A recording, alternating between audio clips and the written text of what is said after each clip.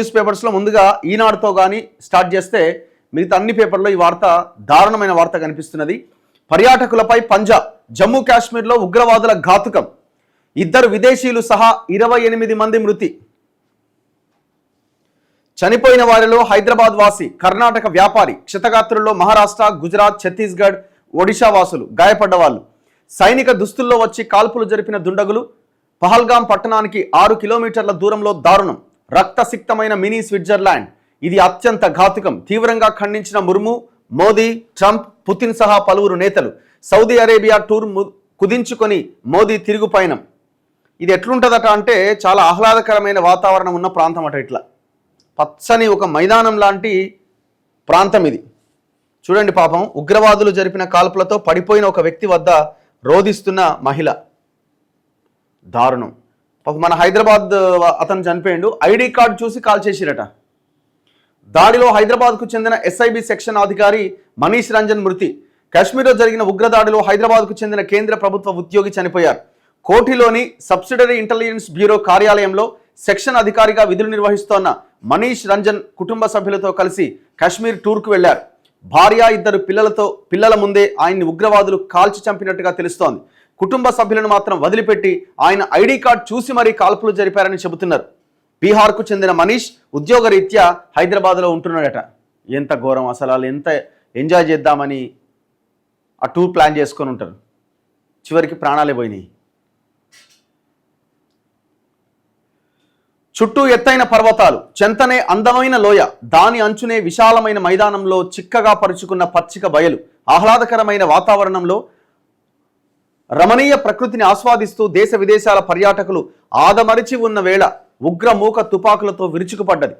సందర్శకుల కేరింతలతో అప్పటి వరకు సందడిగా ఉన్న ఆ ప్రాంతం ఒక్కసారిగా ఆర్తనాదాలతో దద్దరిల్లింది. తూటా గాయాలతో నెత్తిరోడుతూ ఒక్కొక్కరిగా నేలకొరిగారు. పచ్చని మైదానం రక్తసిక్తమైంది. ముష్కరుల అమానవీయ చర్యకు నాగరిక ప్రపంచం నివ్వెరపోయింది. జమ్మూ కాశ్మీర్లో గతంలో ఎన్నడూ లేని విధంగా పర్యాటకులపై నేరుగా జరిగిన అతిపెద్ద ఉగ్ర దాడి ఇది. కాల్పులను అత్యంత హేయమైన చర్యగా భారత రాష్ట్రపతి ద్రౌపది ముర్ము, ప్రధాని మోదీ, అమెరికా అధ్యక్షుడు డొనాల్డ్ ట్రంప్, రష్యా అధ్యక్షుడు పుతిన్ పేర్కొన్నారు. సాయుధ మూక అనాగరిక చర్యను తీవ్రంగా ఖండించారు. ఘటనపై బీజేపీ, కాంగ్రెస్ సహా వివిధ పార్టీల నేతలు దిగ్భ్రాంతి వ్యక్తం చేశారు. ఉగ్ర దాడి నేపథ్యంలో ప్రధాని మోదీ తన సౌదీ అరేబియా టూర్ను కుదించుకొని ఢిల్లీకి బయలుదేరారు. నాకు తెలిసి కనీసం మన బలగాలు కానీ, మన రక్షణ వ్యవస్థ కానీ ఈ ఏరియాలో కాల్పులు జరుపుతారన్న కనీస అంచనా కానీ, అవగాహన కానీ కనీసం కూడా చేయి ఉండరు. వాళ్ళు కూడా అదే రకంగా ఆ ప్రాంతాన్ని ఎంచుకున్నారు. జమ్మూ కాశ్మీర్లో మరోసారి ఉగ్రవాదులు పేట్రేగిపోయారు. మినీ స్విట్జర్లాండ్గా పేరొందిన అనంతనాగ్ జిల్లా పహల్గాం సమీప బైసరన్ లోయలోని పచ్చని మైదానంలో విహరిస్తున్న పర్యాటకులను సాయుధ ముష్కరులు చుట్టుముట్టి కాల్పులకు తెగబడ్డారు. ఈ ఘటన మంగళవారం మధ్యాహ్నం 3 గంటల సమయంలో చోటు చేసుకుంది. దుండగులు అతి సమీపం నుంచి తుపాకులు ఎక్కుపెట్టి తూటాల వర్షం కురిపించారు. మహిళలు, చిన్నారులను వదిలిపెట్టి పురుషులే లక్ష్యంగా దాడి చేశారు. 28 మంది పర్యాటకులు ప్రాణాలు కోల్పోయారు. 10ల సంఖ్యలో గాయపడ్డారు. కాల్పుల శబ్దం విని అప్రమత్తమైన భద్రతా బలగాలు హుటాహుటిన ఘటనా స్థలానికి చేరుకుని ఉగ్రవాదుల కోసం వేట మొదలుపెట్టాయి. ప్రధాని మోదీ సూచన మేరకు కేంద్ర హోంశాఖ మంత్రి అమిత్ షా మంగళవారం రాత్రి శ్రీనగర్ చేరుకున్నారు. మృతుల్లో 2 విదేశీయులు కూడా ఉన్నట్లు అధికారులు గుర్తించారు. హైదరాబాద్లో నివాసం ఉంటున్న నిఘా విభాగం అధికారి మనీష్ రంజన్, కర్ణాటకకు చెందిన వ్యాపారి మంజునాథ్ ప్రాణాలు కోల్పోయారు. పర్వతాల మధ్య ఉండే బైసరన్ ప్రాంతానికి కాలినడకన లేదా గుర్రాలపై మాత్రమే చేరుకునే అవకాశం ఉంది. కాల్పుల్లో గాయపడ్డ వారిలో కొందరిని గుర్రాలపై కిందకి తరలించారు. సహాయక చర్యల కోసం హెలికాప్టర్ను కూడా రంగంలోకి దించారు. అంటే కనీసం వాడికి వెహికల్ కూడా వెళ్ళలేదన్నమాట. ఘాతుకానికి పాల్పడ్డది ఎవరు? కాశ్మీర్లో కొంతకాలం నుంచి పర్యాటకుల తాకిడి పెరిగిన నేపథ్యంలో ఉగ్రవాదులు ఈ దారుణానికి ఒడిగట్టినట్టు భద్రతా దళాలు భావిస్తున్నాయి. పాకిస్తాన్ కేంద్రంగా ఉగ్ర కార్యకలాపాలు సాగిస్తున్న లష్కర్ ఎ తోయిబా అనుబంధ విభాగం ద రెసిస్టెన్స్ ఫ్రంట్ ఈ దాడికి తెగబడినట్టుగా ప్రకటించింది. సైనిక దుస్తుల్లో వచ్చిన 5 ముష్కరులు ఈ ఘాతుకానికి పాల్పడ్డారు.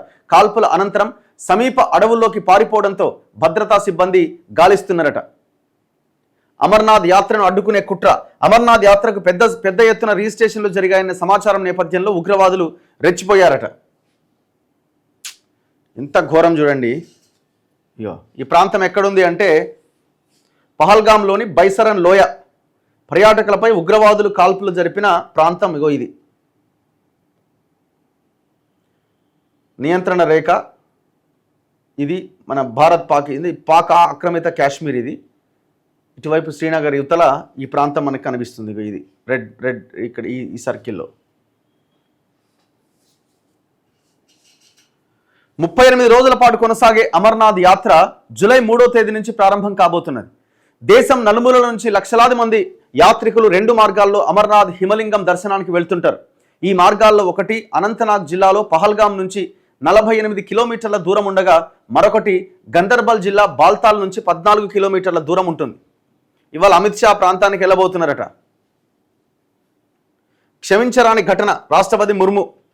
మనుషులు కాదు మృగాలు, ఒమర్ అబ్దుల్లా. దృఢ సంకల్పంతో ఉగ్ర నిర్మూలన, ప్రధాని మోదీ అట.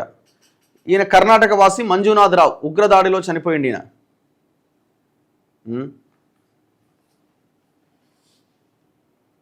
పహల్గాంలో ఉగ్రదాడి జరిగిన ప్రదేశానికి వెళ్తున్న భద్రతా సిబ్బంది,